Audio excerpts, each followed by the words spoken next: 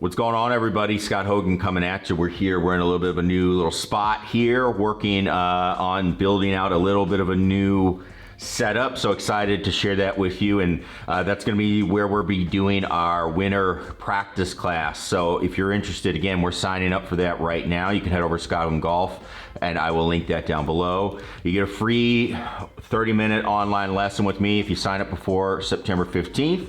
So make sure you check that out. So we're going to be showing you everything you need to do to be practicing and doing it properly to shoot lower scores, stuff we've done for 10 years here, and just sharing it with you all online here. So make sure you go check that out. All right, so one of the big questions I get all the time is I get asked, what do you think of the range ball mode? Or Scott, you hit balls and you're not using the range ball mode on your Mevo Plus. So let's go ahead, let's talk about it. I did go out and test it. So the first reason why I wasn't using the range ball mode is I didn't have it. I use my phone most of the time, and on my phone that mode doesn't show up.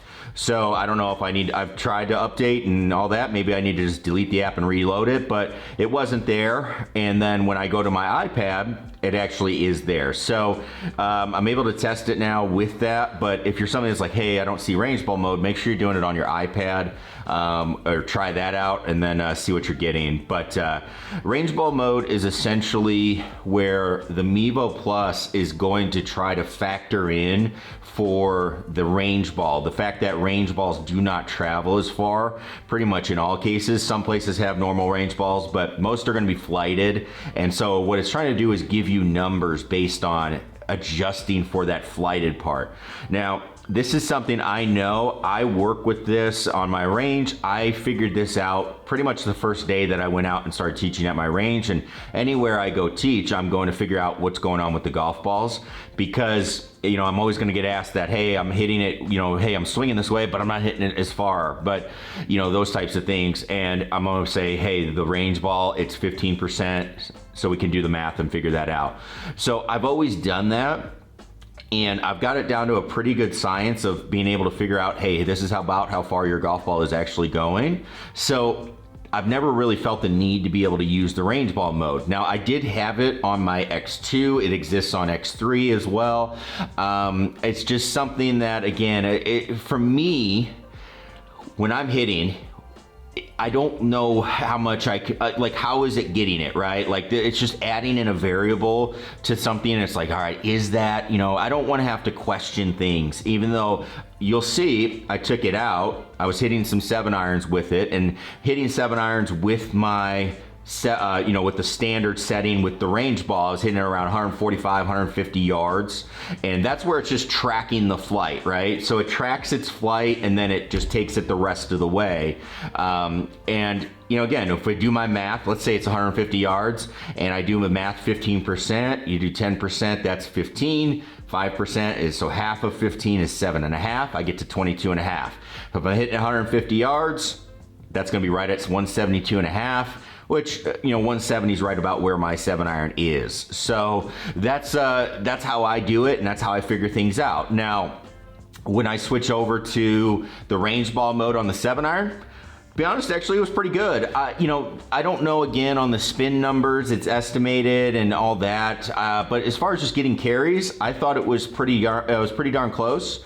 And if I hit it shorter, the ball was calculated shorter. And if I hit a little bit of a draw, it went a little farther. So it did very, very well there. So I think it's something that if you were somebody that does not know your yardages, right? You're not sure what's going on with your range balls.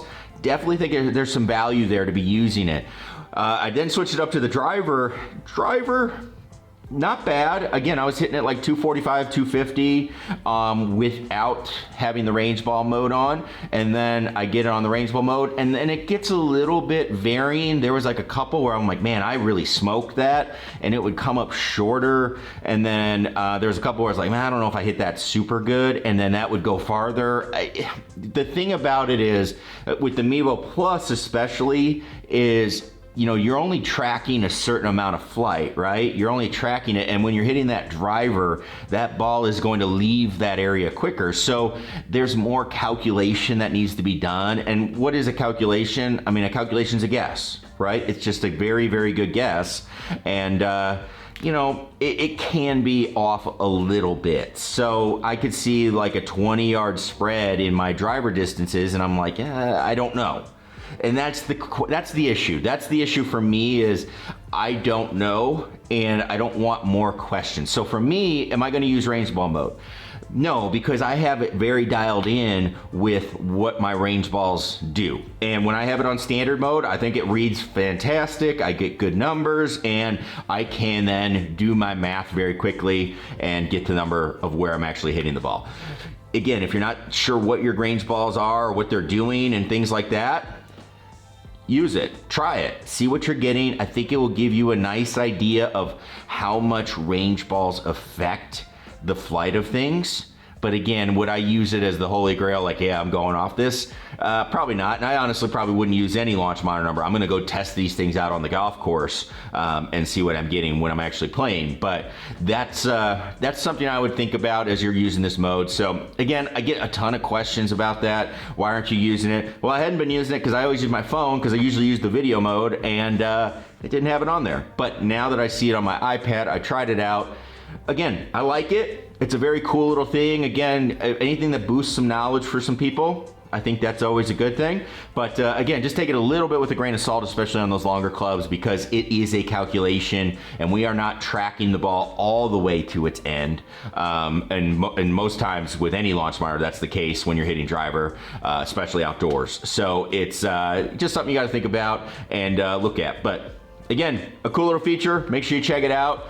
Get your numbers and go from there. You practice smarter, you're gonna get better. So thanks everybody for tuning in. Can't wait to show you. I got it dark back here. Can't wait to show you more with this setup, and make sure you check out our winter class. It's gonna be really good. Seen some great experiences and scores this summer from people doing it last winter.